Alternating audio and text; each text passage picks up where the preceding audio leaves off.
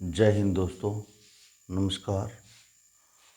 आज हम मानव भूगोल के अंतर्गत जहाँ से हमने ये कि भूगोल का पहला अपना एक पाठ आरंभ किया था, मानव भूगोल का अर्थ एवं उसके एक ही विषय क्षेत्र के बारे में हमने बात की थी। उसी का ही दूसरा भाग हम यहाँ एक ही चालू करने जा रहे हैं। पहले भाग ने हमने देखा कि मानव भूगोल का अर्थ देखा कि मानव भूगोल का अर्थ क्या है, और मानव भूगोल के अर्थ में हमने देखा कि मानव और ये कि भौतिक वातावरण के बीच जो एक आदान प्रदान होता है, उसी आदान प्रदान को हमने कि मानव भूगोल के रूप में जाना। और इसके अतिरिक्त मानव भूगोल की डेफिनेशंस हमने देखी, और उन डेफिनेशंस में हमने कि सबसे एक ही महत्वपूर्ण कौन सी थी। एक जो हमारी की डेफिनेशंस थी वो तो थी ये कि रेट जेल के द्वारा दी गई, और दूसरी जो एक डेफिनेशन थी वो एक ही कुमारी सैंपल के अनुसार दी गई थी। तो यहाँ तक का हमारा हो गया था। बाद में हमने देखा कि मानव भूगोल की कुछ संकल्पनाएं थी, मानव भूगोल की कुछ संकल्पनाएं थी या कुछ विचारधाराएं थी जो कि मानव भूगोल से उभर करके सामने आई। उन विचारधाराओं तक हमारा एक पहले हो चुका है। अब मानव भूगोल की विचारधाराओं से हम आरंभ करने जा रहे हैं। तो मानव भूगोल की कितनी विचारधाराओं की बात की थी हमने? मानव भूगोल की 3 विचारधाराओं की हमने बात की थी। मानव भूगोल की 3 विचारधाराएं हमने देखी। पहली जो विचारधारा थी वो हमारी थी ये कि निश्चयवादी विचारधारा। निश्चयवादी विचारधारा हमारी की पहली विचारधारा थी, निश्चयवादी विचारधारा। दूसरी विचारधारा जो थी वो थी, दूसरी विचारधारा ये कि संभववाद या संभव की वहवादी विचारधारा।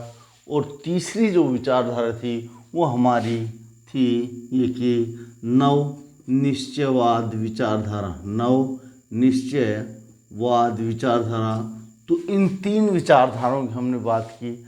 अब हम इन्हीं विचारधाराओं की उत्पत्ति, इनके क्षेत्र और इनमें विचारधाराओं में इन विचारधाराओं में किन किन बातों को शामिल किया गया, उन सब का अध्ययन बारी बारी से करेंगे। तो हम आज सबसे पहली जो हमारी विचारधारा की नियतिवादी या फिर ये कि निश्चयवादी विचारधारा, सबसे पहले हम इसी को ही लेते हैं। तो पहली विचारधारा आती है हमारी की निश्चयवादी या नियतिवादी विचारधारा। तो पहला हमारा आज का टॉपिक होगा ये कि निश्चयवाद। निश्चयवाद। अब ये जो एक शब्द है, इसको अंग्रेजी में अगर बात करें तो इसको ये कि डेटरमिनिज्म कहा जाता है। डेटरमिनिज्म। और इसके अगर कि दूसरे नामों की बात करें तो इस विचारधारा को नियतिवादी विचारधारा, ये जो विचारधारा है इसी विचारधारा को क्या कहा जाता है? नियतिवाद। नियतिवाद इसी विचारधारा को कहा जाता है। दूसरा अगर बात करें तो दूसरा इसी विचारधारा को नियतिवादी, निश्चयवादी, इसी को ही इस विचारधारा को ये कि इसको ये प्रकृतिवाद भी कहा जाता है। और इस विचारधारा की मुख्य विचार क्या है? ये जो विचारधारा है, इस विचारधारा का मुख्य विचार क्या है? इसमें की मुख्य बात, अहम बात कि किसको माना गया है? वो माना गया है कि इसमें मानव का, सीधा सा लिखा गया है, मानव का ज्ञान, इसमें ये प्राकृतिकरण किया गया है। इसी बात को समझना है। यहाँ से ही आपका कि सीधा सा आ जाता है इसमें अपना अपना ये क्वेश्चन जो है वो है कि यहीं से आता है सीधा कि मानव का ये प्राकृतिकरण क्या है, स्पष्ट कीजिए।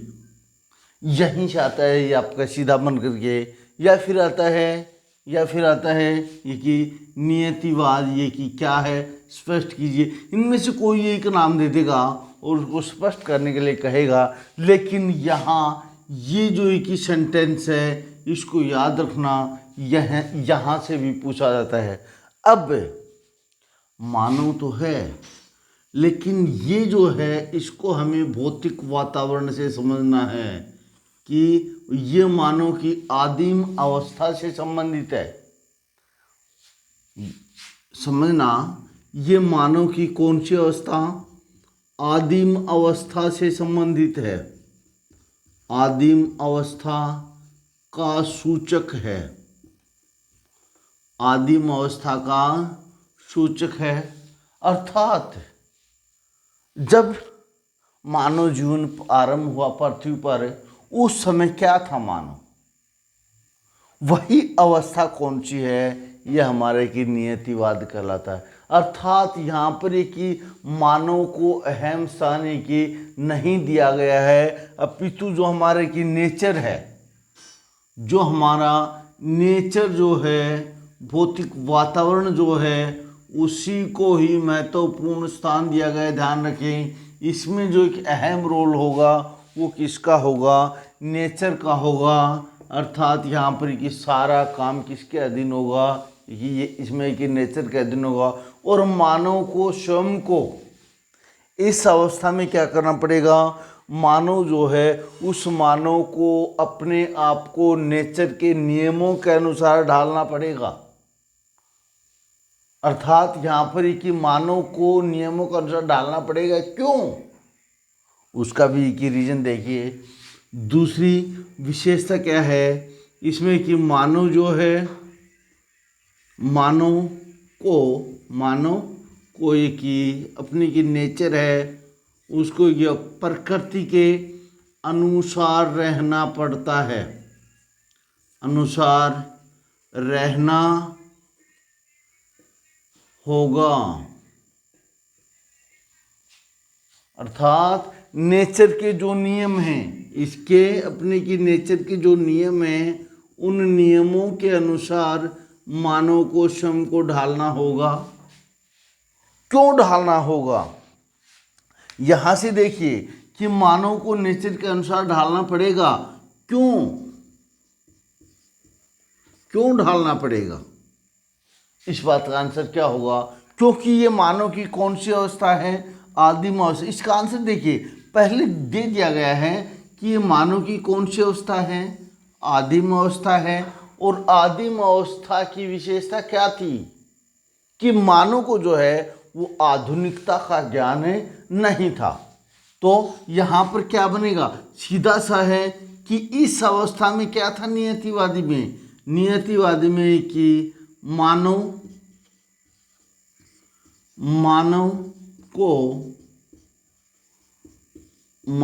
को जो है उसका अपना ये उसका अपना ये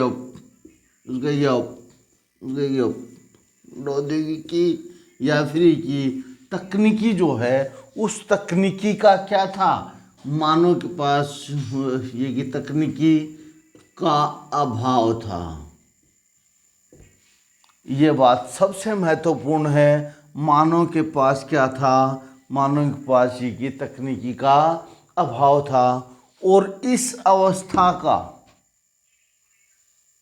ये जो कि नियतिवाद है, इस नियतिवाद के समर्थक कौन थे, नियतिवाद का अगर ये कि इसका अस्तित्व की बात करना या इस अवस्था का ये कि जन्म ये की बात करें, तो इस अवस्था का जन्म कहाँ हुआ, यूरोप में हुआ है। और यूरोप में भी कहाँ पर इसका जन्म ये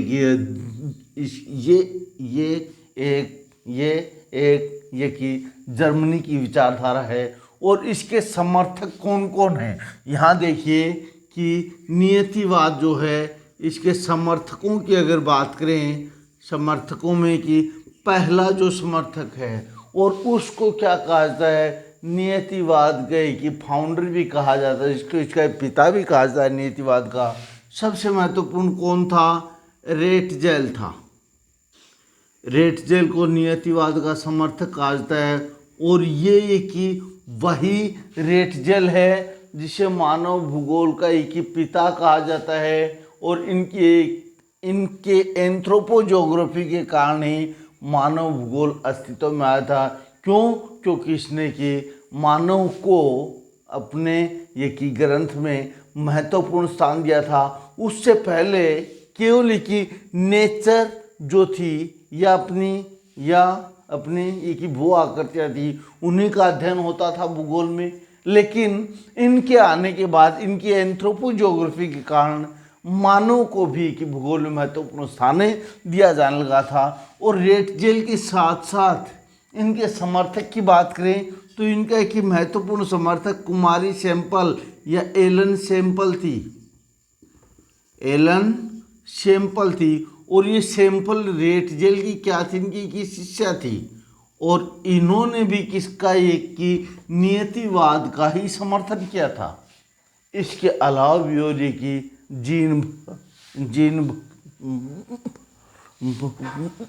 ये रुंस वगैरह हैं वो ये बहुत सारे और भी हुए जिन्होंने ये के नियतिवाद का समर्थन किया। अब यहाँ देखिए क्या है, जो एलन सैंपल थी उस सैंपल ने क्या कहा, सैंपल ने कहा कि मानव जो है, मानव भूतल की उपज है, भूतल की उपज है, मानव को भूतल की उपज माना है। अर्थात ये कि भूमि जो है यहाँ की भूतल से क्या, ये कि भूतल का अभिप्राय किससे लिया गया है, नेचर से लिया गया है कि मानव भूतल की उपज है।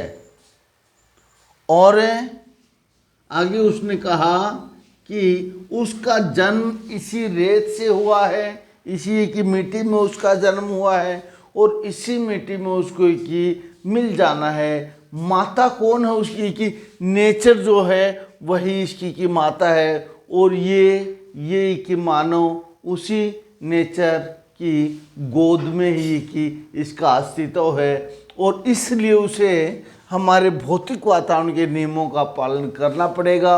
और दूसरी बात एक और कही कि मानव जो सबसे महत्वपूर्ण बात क्या थी, सबसे महत्वपूर्ण बात है कि सैंपल ने कही वो थी कि मानव जो है, जो मानव है वो अपना कि नेचर का क्या है, दास है, दास है। ये बात किसने कही, कुमारी सैंपल ने कही। अर्थात इस अवस्था में नियतिवादी विचारधारा में क्या है, सबसे महत्वपूर्ण स्थान। अब देखिए कि स्थान है कि किसको दिया गया है महत्वपूर्ण, नेचर को महत्वपूर्ण स्थान दिया गया है, जबकि मानव को यहाँ पर गौण स्थान दिया गया है। क्यों, क्योंकि उस समय क्या नहीं था, उसमें मानव के पास की तकनीकी ज्ञान नहीं था और आरंभिक जीवन था बेचारा, जहाँ ये कि रहता वही उसके अनुसार स्वयं को ढालना पड़ता। क्यों ढालना पड़ता, देखिए क्यों ढालता था, क्योंकि इसलिए ढालना पड़ता था कि जहाँ रहता वहीं आखेट के द्वारा उसका जीवन यापन होता था। आखेट अर्थात शिकार करता। मानव की आरंभिक अवस्था में क्या था, वो एक आखेटक जीवन व्यतीत करता था, आखेटक जीवन व्यतीत करता था। आखेटक जीवन अर्थात वह जानवरों का एक शिकार किया जाता उसके द्वारा और सारा जीवन जो था, अगर उसे शिकार उपलब्ध हो जाता तो खाने के लिए उसको ये कि भोजन उपलब्ध हो जाता, अन्यथा उसे भूखा रहना पड़ता था। अर्थात सारा का सारा किस पर आधारित हो गया, अपनी की नेचर जो थी उस पर आधारित हो गया। दूसरा, अगर उसे शिकारी की नहीं भी उपलब्ध हो पाता तो वो क्या करता, उस स्थान पर अपने इर्द गिर्द मिलने वाले ये कि फल फूल घास इत्यादि खा करके अपना जीवन यापन करता। ये तो कौन सी बातें हो गई, उसका एक ही भोजन संबंधी बातें हो गई। अब उसके अगर एक ही वस्त्रों की बात करें, इस अवस्था में उसके वस्त्रों की बात करें तो वस्त्रों के रूप में या तो वो जानवरों की खाल पहनता, या तो जानवरों की खाल को पहनता, या फिर ये कि पेड़ों की छाल जो थी, पेड़ों की छाल से अपने की शरीर को ये कि ढकने का कार्य करता था। ये क्या होते, उसके कि वस्त्र होते।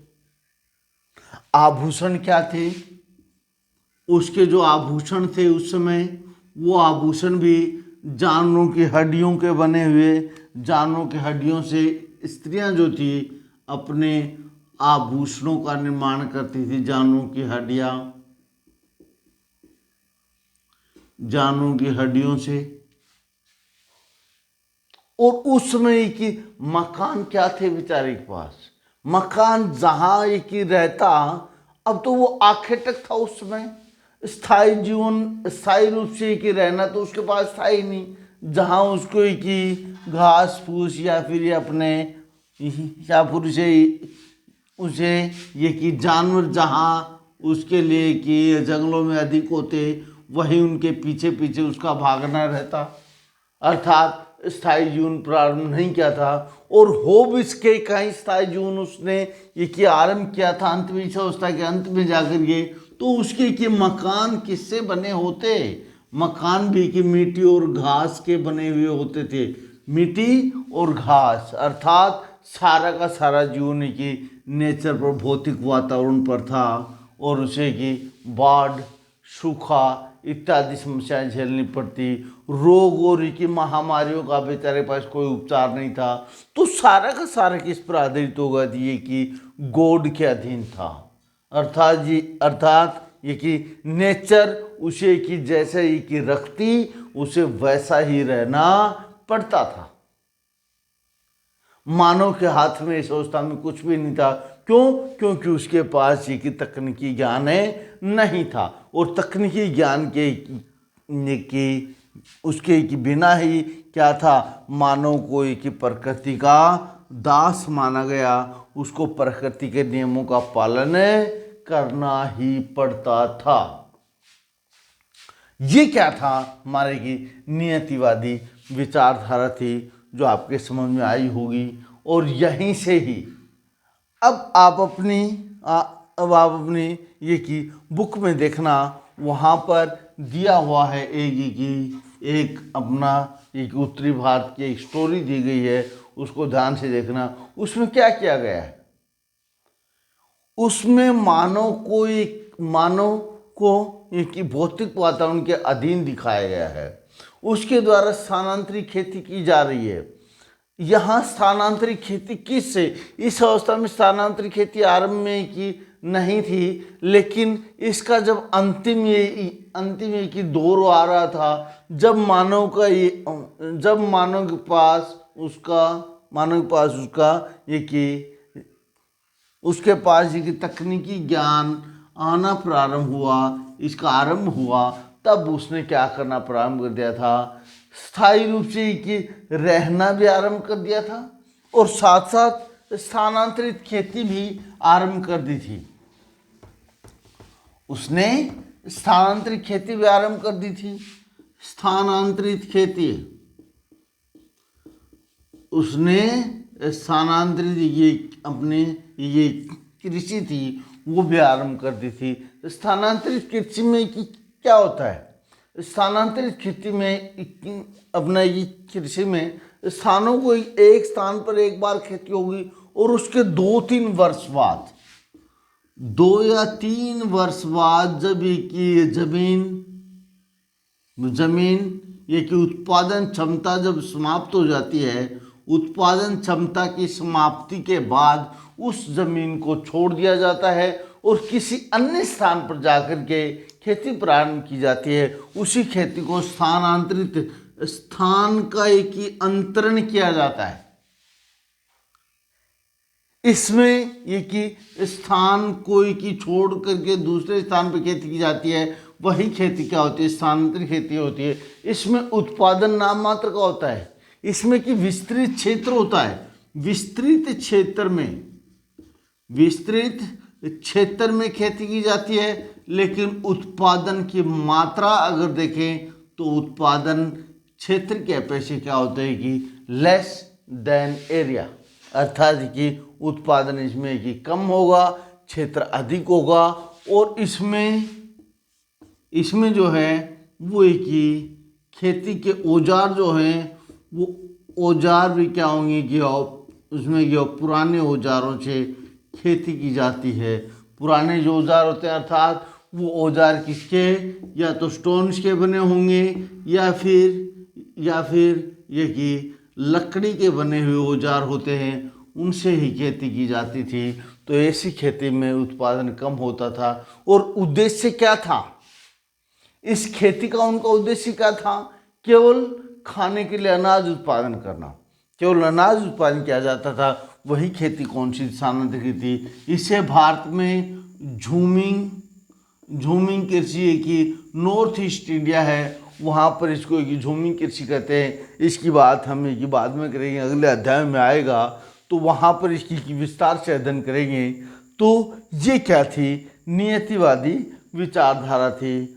तो इसके बाद अगली जो विचारधारा है वो हमारी होगी कि संभववादी विचारधारा।